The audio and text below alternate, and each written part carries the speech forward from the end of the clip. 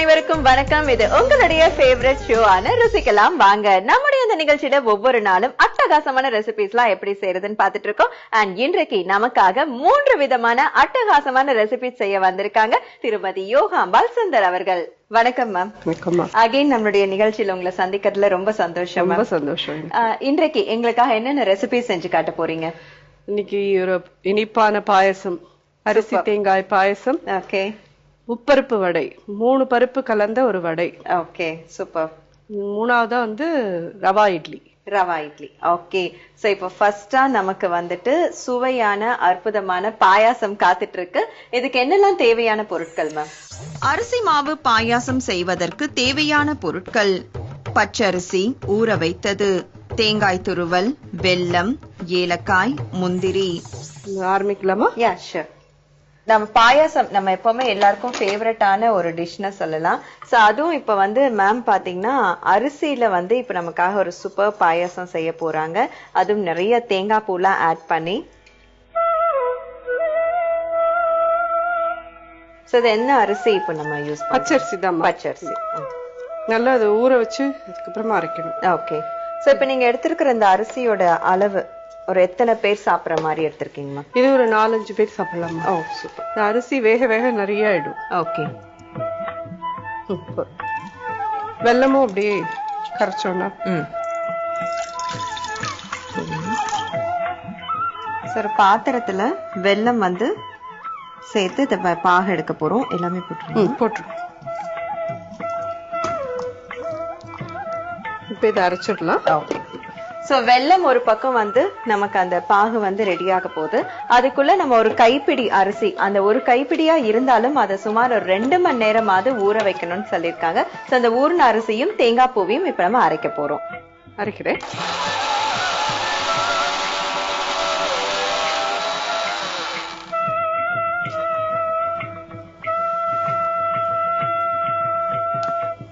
So இது என்ன பதத்துக்கு நம்ம அரைக்கணும்? நல்ல நைஸா அரைக்கணும். ஓகே.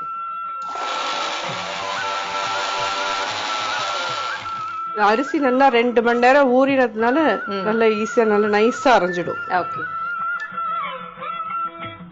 இந்த பாத்திரத்துல போடலாம். ஓகே.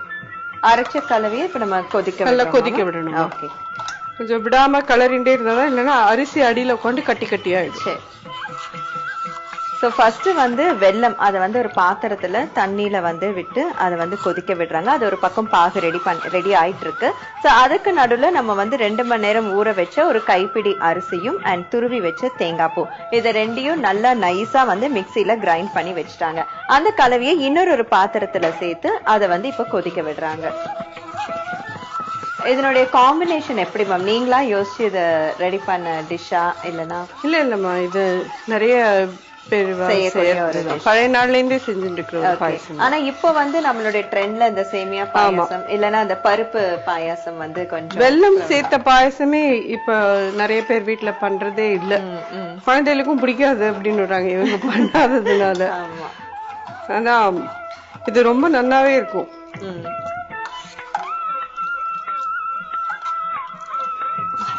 இது இப்ப கொதிக்கிறது. கொஞ்ச நாள் இது கொதிச்சதுன்னா அந்த அரிசி அதுல அரைச்சி வச்சிருக்கோம் இல்லையா, அது வெந்துடும். இந்த பாயசம் பண்றதை மட்டும் கொஞ்சம் கவனமா இதுக்கிட்டே இருக்கணும். ஆனா இந்த ரெசிபிக்கு நீங்க எடுத்துக்கிட்ட பொருட்கள் வந்து ரொம்ப கம்மியானதுதான். பட் ரொம்ப சுவையான ஒரு பாயசமும் இது. பாகு ரெடி ஆயிடுச்சு இல்லையா? இது எவ்வளவு நேரம் நம்ம கொதிக்க விடணும்? ஒரு 5 மினிட்ஸ் இது கொதிச்சாலே வெந்துடும்.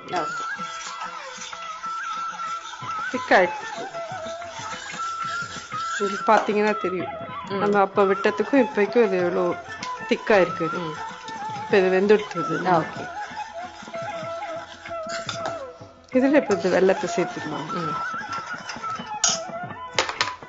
நம்ம அரைச்சி வச்ச அந்த தேங்காய் பூவும் அரிசி இதனுடைய கலவையை வந்து நல்லா வந்து கட்டி விழாத அளவுக்கு கிளறிக்கிட்டே இருந்தாங்க. இப்ப அடுத்தபடியா ஒரு பக்கம் நம்ம வெள்ளை பாகு ரெடி பண்ணி வச்சிருந்தோம் இல்லைங்களா, அதை வந்து வடிகட்டி அந்த அரிசியும் தேங்காய் பூடைய கலவையில சேர்க்கிறாங்க.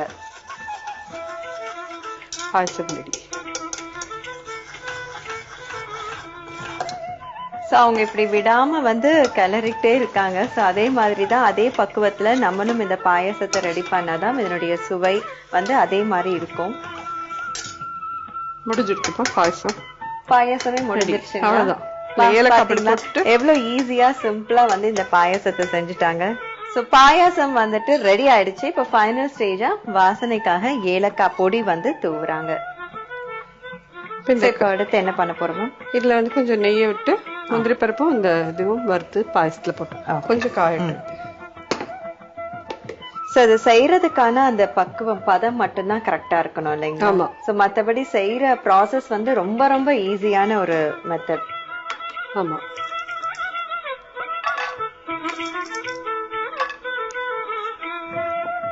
இந்த மாதிரி பல்லா நறுக்கி வச்சுக்கணும் தேங்காய். ஓகே. அதையும் அதோட சேர்த்து வறுத்து பாயசத்துல.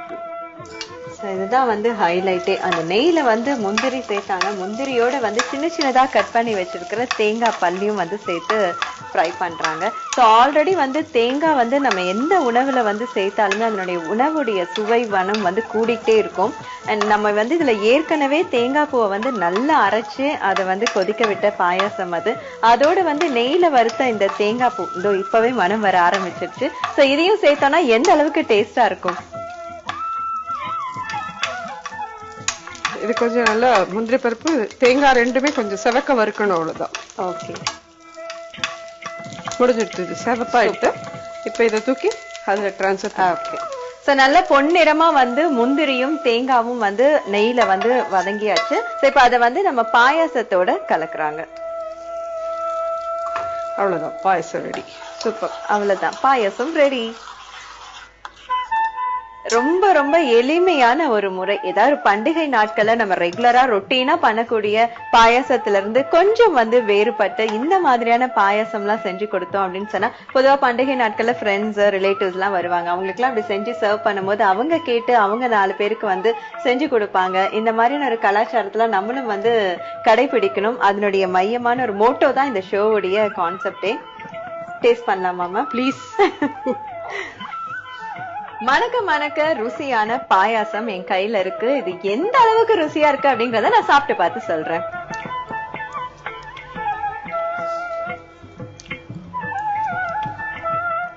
மேம், செஞ்ச மொத்த பாயாசமும் எனக்கு தான் மேம். இங்க யாருக்குமே கிடையாது.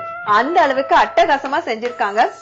அரிசி மாவு பாயாசம் செய்யும் முறை: மிக்சியில் தேங்காய் துருவல், ஊற வைத்த அரிசி, தண்ணீர் சேர்த்து அரைத்துக் கொள்ளவும். ஒரு பாத்திரத்தில் தண்ணீர் ஊற்றி கொதிக்க வைத்து வெல்லம் சேர்த்து பாகு போல் காய்த்துக் கொள்ளவும். வெல்ல பாகை அரிசி தேங்காய் துருவலுடன் சேர்த்து கொதிக்க வைக்கவும். 5 நிமிடம் கொதித்தவுடன் ஏலக்காய், வறுத்த முந்திரி, தேங்காய் சேர்த்து இறக்கவும். இதோ சூடான அருமையான அரிசி மாவு பாயாசம் ரெடி. அவங்க யூஸ் பண்ண இன்கிரிடியன்ட் நீங்க பாத்திருப்பீங்க. ரெகுலரா நம்ம யூஸ் பண்ற தேங்காய், அரிசி, இவ்வளவுதான். வேற எதுவுமே அவங்க வந்து புதுமையா யூஸ் பண்ணல, ஆட் பண்ணல. ஆனா அவங்க செஞ்ச விதம், பக்குவத்தை நீங்க பாத்திருப்பீங்க. அது மட்டும் மிஸ் ஆகாம கட்டி விழாம இந்த பாயசத்தை செஞ்சுட்டோம். நம்மள வந்து அடிச்சுக்கவே முடியாதுங்க. அந்த அளவு சூப்பரா இருக்கு. சோ அடுத்த பண்டிகையில நம்ம எல்லாரோட வீட்லயும் இந்த பாயசத்தை செஞ்சு கலக்குறோம்.